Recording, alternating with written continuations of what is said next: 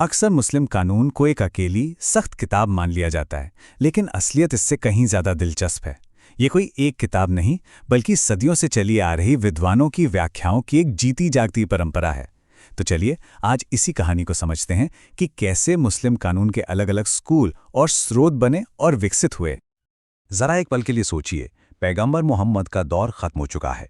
अब शुरुआती मुस्लिम समुदाय के सामने सबसे बड़ा सवाल खड़ा है, ईश्वर के कानून को रोजमर्रा की जिंदगी में और आने वाली नई चुनौतियों में कैसे लागू किया जाए। बस यही वो एक सवाल था जिसने आने वाले समय की पूरी नींव रखी।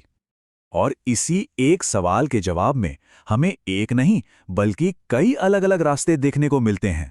हर स्कूल ने कानून को समझने का, उसकी व्याख्या करने का अपना एक अलग तरीका अपनाया। और यही वजह है कि मुस्लिम कानून में हमें वो विविधता दिखती है जो आज भी मौजूद है। तो इस कहानी में सबसे पहले और सबसे बड़े मोड़ पर चलते हैं, सुन्नी और शिया का विभाजन। इस्लामिक कानूनी सोच में ये सबसे बड़ा बंटवारा था और इसकी जड़ में था नेतृत्व को लेकर एक गहरा विवाद।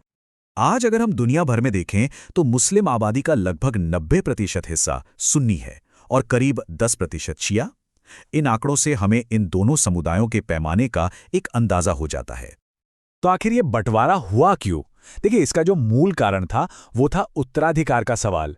एक तरफ सुन्नी थे जिनका मानना था कि नेता यानी खलीफा समुदाय द्वारा चुना जाना चाहिए। वहीं दूसरी तरफ शिया थे जिनका मानना था कि नेतृत्व सिर्फ पैगंबर के परिवार में यानी इमामों के पास ही रहना चाहिए, जिन्हें वो खुदा की तरफ से नियुक्त मानते थे। अब कहानी यहीं खत्म नहीं होती। सुन्नी बहुमत के अंदर भी कानून को समझने के लिए कई अलग अलग रास्ते या कह सकते हैं कि फिलॉसफीज सामने आई। इन्हीं को हम सुन्नी स्कूल ऑफ थॉट के नाम से जानते हैं। तो चलिए एक एक करके इनको समझते हैं। सबसे पहले बात करते हैं हनफी स्कूल की। इसे सबसे उदार और तर्क पर आधारित माना जाता है। इसके संस्थापक इमाम अबू हनीफा थे और इस स्कूल की खासियत है तर्क और सादृश्य, जिसे कियास कहते हैं। मतलब जब धर्म ग्रंथों में किसी बात पर सीधी जानकारी न हो तो तर्क का इस्तेमाल करो। दक्षिण एशिया और मध्य एशिया में ज्यादातर लोग इसी को मानते हैं। इसके बाद आता है मलिकी स्कूल। इस स्कूल का नज़रिया थोड़ा अलग है। ये मदीना शहर यानी वो शहर जहां पैगंबर ने अपना जीवन बिताया, वहां के लोगों के रीति रिवाजों को कानून का एक बहुत अहम सोर्स मानता है। उनका तर्क था कि मदीना के लोगों की आदतें ही पैगंबर की शिक्षाओं का सबसे सच्चा रूप हैं। अब यहाँ इमाम अल शाफई का रोल बहुत ही दिलचस्प है। उन्होंने एक तरह से बीच का रास्ता निकाला। उन्होंने हनाफी स्कूल के तर्क और मलिकी स्कूल की परंपरा दोनों के बीच एक संतुलन बनाया। और सबसे बड़ी बात, उन्होंने ही पहली बार कानून के सारे स्रोतों को एक सिस्टमैटिक तरीके से ऑर्गेनाइज किया, जिसने इस्लामी कानून को एक ठोस ढांचा दिया। और चौथा है हम्बली स्कूल। ये इन चारों में सबसे रूढ़िवादी या स्ट्रिक्ट माना जाता है। इसका पूरा जोर कुरान और हदीस के शाब्दिक अर्थ पर होता है, यानी जो जैसा लिखा है उसे वैसा ही मानना। सऊदी अरब में यही स्कूल सबसे ज्यादा प्रचलित है और ये इंसानी तर्क की भूमिका को बहुत ही सीमित रखता है। तो चलिए फटाफट से इन चारों को एक बार फिर से देख लेते हैं। हनफी, जो तर्क पर आधारित है। मलिकी, जो मदीना के रिवाजों पर जोर देता है। शफई, जो तर्क और परंपरा में संतुलन बनाता है। और हम्बली, जो सबसे सख्त और अक्षरशः पालन करने वाला है। तो ये तो हुई सुन्नी स्कूलों की बात। अब चलते हैं शिया शाखा की तरफ। और ये समझना जरूरी है कि सुन्नियों की तरह ही शिया इस्लाम में भी विचारों की अपनी एक गहरी विविधता है। शिया इस्लाम में मुख्य तौर पर 3 स्कूल हैं। सबसे बड़ा है इथना अशरी, जो 12 इमामों में यकीन रखता है और ईरान में प्रमुख है। फिर आते हैं इस्माइली, जिन्हें भारत में हम खोजा या बोरा समुदाय के नाम से जानते हैं। ये कानून की एक मॉडर्न व्याख्या के लिए जाने जाते हैं।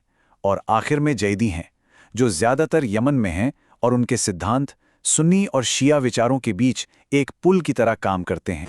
अच्छा, अब सवाल ये उठता है कि ये सभी स्कूल, चाहे सुन्नी हो या शिया, आखिर कानूनी फैसले लेते कैसे हैं? उनके पास कौन कौन से टूल्स हैं? चलिए अब कानून के इन्हीं स्रोतों यानी एक न्यायविद के टूल किट पर नजर डालते हैं। मोटे तौर पर इन स्रोतों को 2 हिस्सों में बांटा जा सकता है। पहला है प्राइमरी सोर्सेज, जो सीधे डिवाइन माने जाते हैं, यानी कुरान और सुन्नत। और दूसरा है सेकेंडरी सोर्सेज, जो इंसानी समझ और तर्क से निकले हैं, जैसे रीति रिवाज या नए कानून। इस टूल किट में सबसे पहला और सबसे अहम टूल है कुरान। इसे ईश्वर का सीधा शब्द माना जाता है और मुस्लिम कानून में इसका अधिकार सबसे ऊपर है। आप सोचिए, इसकी 6000 से भी ज्यादा आयतों में से करीब 500 आयतें सीधे सीधे कानून से जुड़ी हैं। एक उदाहरण देखते हैं कि कुरान कैसे कानूनी नियम तय करता है। जैसे सूरे अन-निसा की ये आयत विरासत के कानून को साफ साफ बताती है, जिसमें यह कहा गया है कि पुरुष का हिस्सा 2 महिलाओं के हिस्से के बराबर होगा। कुरान के बाद दूसरा सबसे अहम सोर्स है हदीस और सुन्नत। इसमें पैगंबर मोहम्मद के काम, उनकी बातें और उनकी दी हुई सहमतियां शामिल हैं। सीधी सी बात है, जब कुरान में किसी मसले पर सीधा जवाब ना मिले तो मार्गदर्शन के लिए यहां देखा जाता है। तो ये तो हो गए डिवाइन सोर्सेस। अब बात करते हैं इंसानी तर्क पर आधारित टूल्स की।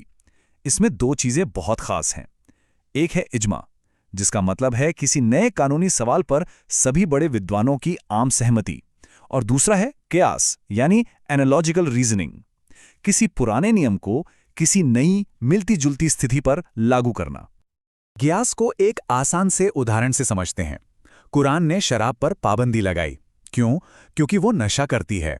तो बस इसी लॉजिक को आगे बढ़ाते हुए विद्वानों ने ये नतीजा निकाला कि ड्रग्स जैसी दूसरी नशीली चीजें भी मना हैं।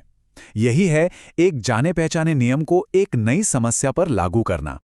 इन सब के अलावा भी कुछ सेकेंडरी सोर्सेज हैं जो समय के साथ विकसित हुए।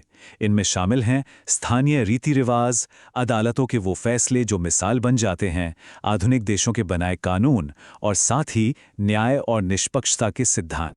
तो चलिए अब इन सारी बातों को जोड़कर एक बड़ी पिक्चर देखते हैं, और वो है दैवीय कानून में विविधता। तो सबसे बड़ी बात जो समझने वाली है वो ये है कि मुस्लिम कानून कोई एक चीज नहीं है, कोई पत्थर की लकीर नहीं है। ये असल में सदियों से चली आ रही एक बहुत विविध और जीवंत बातचीत है। ये जो अलग अलग स्कूल और विचार हैं, ये इसकी कोई कमी नहीं, बल्कि यही इसकी ताकत और इसका लचीलापन दिखाते हैं। और आखिर में ये पूरी बातचीत हमें एक बहुत बड़े सवाल के सामने लाकर खड़ा कर देती है।